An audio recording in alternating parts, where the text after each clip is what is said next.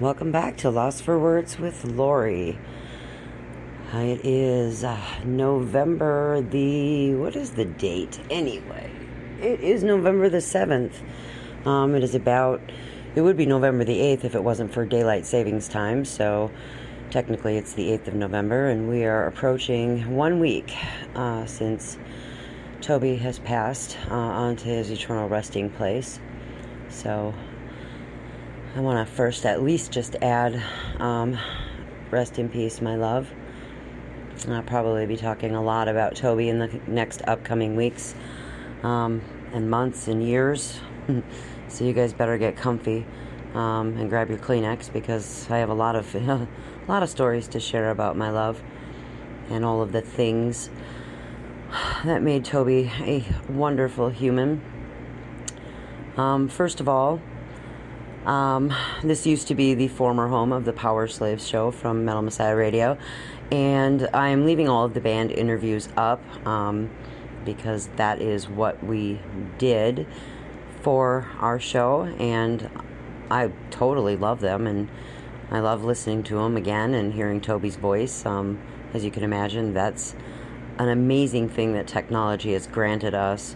So that when people that we love have passed on, that we can listen to their voices again. And I spend a lot of time watching Toby's TikToks with the bird and listening to, all of the recordings and the things that, we have shared over the last 4 years, which is great. I mean, sometimes it's very sad, but for the most part, it's wonderful to be able to have those memories and have so many of them and have them stored.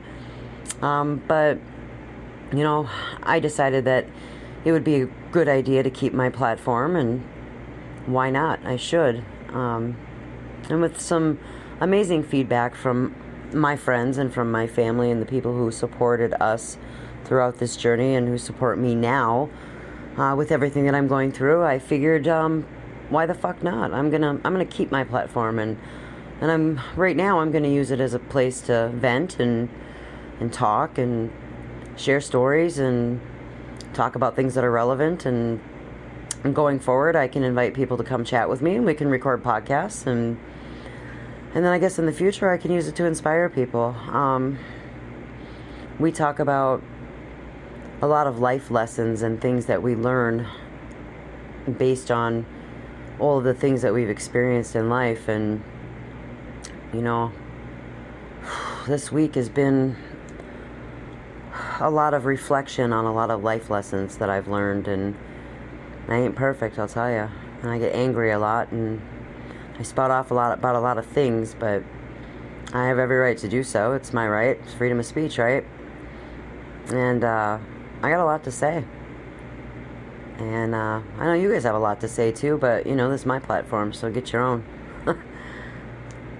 But I've been really grateful, I think, for the last week, and all of the love and the support and people reaching out, and it's been a pretty fantastic feeling that people have allowed me the grace and the space to say, I don't have words for you, and I don't know what you're going through, or maybe they do. My therapist and I talked in great length about how grief doesn't have a timeline, and it doesn't have a roadmap or a manual about how you're supposed to do it, and there's no right way. And that's really the truth. I don't have any idea what I'm supposed to do. And I'm grateful that people aren't telling me, well, you should do this, or you should do that, or this is the way it's supposed to be, because there really is no supposed to. And I'm just kind of allowed to, take everything in stride the way it comes, and just cope the best way that I know how. Sometimes it's day to day, sometimes it's hour to hour, and sometimes it's minute to minute.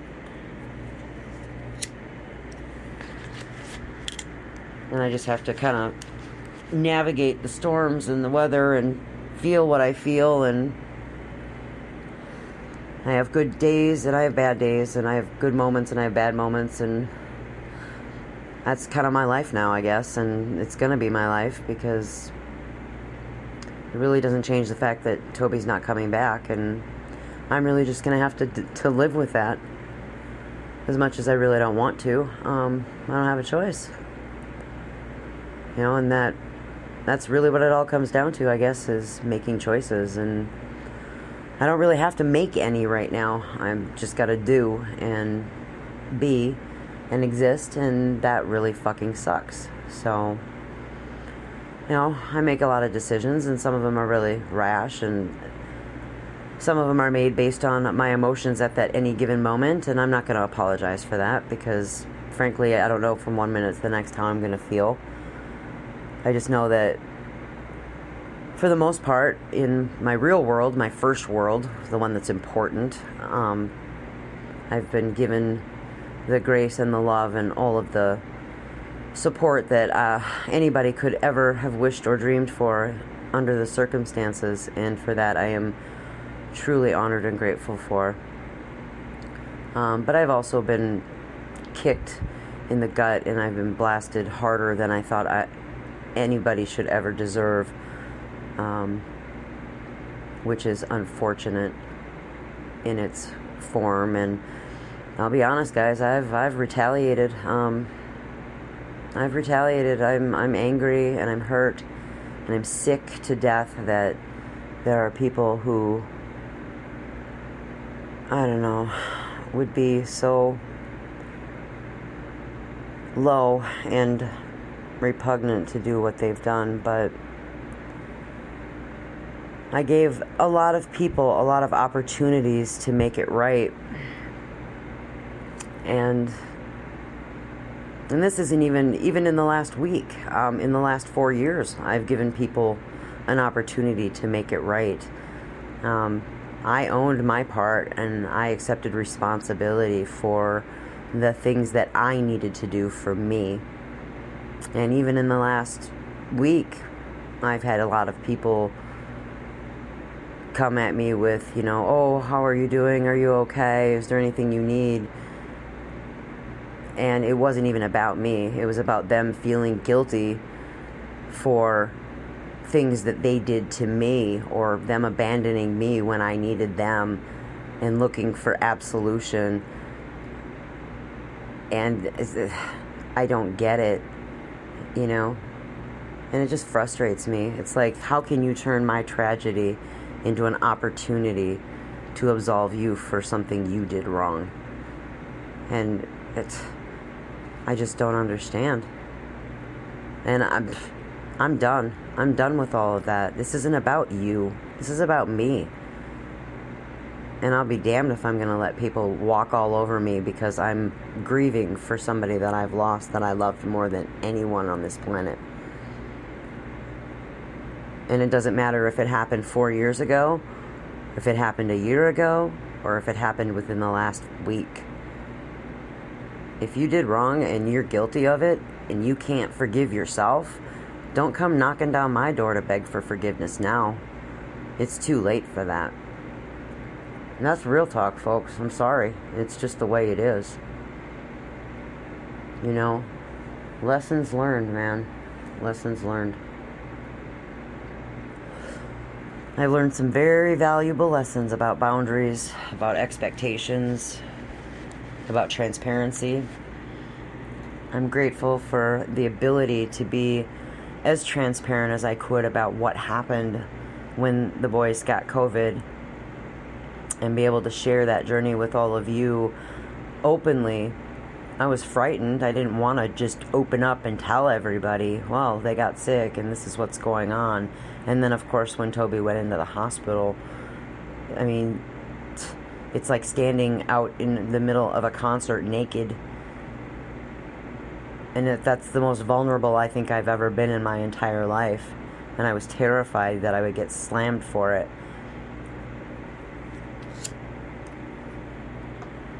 And here I am. But gratefully, it was received well and appreciated. And hopefully people would understand that we all kind of run through life thinking, oh, that'll never happen to me, and then when it does, you don't know how to handle it. And it hits you like a freight train, and you go, oh, okay, well, this is my life now. I didn't ask for it, I didn't sign up for it. And I didn't do it for sympathy or attention. If that was my call for help, I needed help. And I'll tell you, everybody stepped up to the plate, and I couldn't be more thankful for that. And I don't think ever in my life did I ever think that I would need to ask everybody to help me. But I also didn't ever expect in my life to ever have to deal with something so incredibly painful.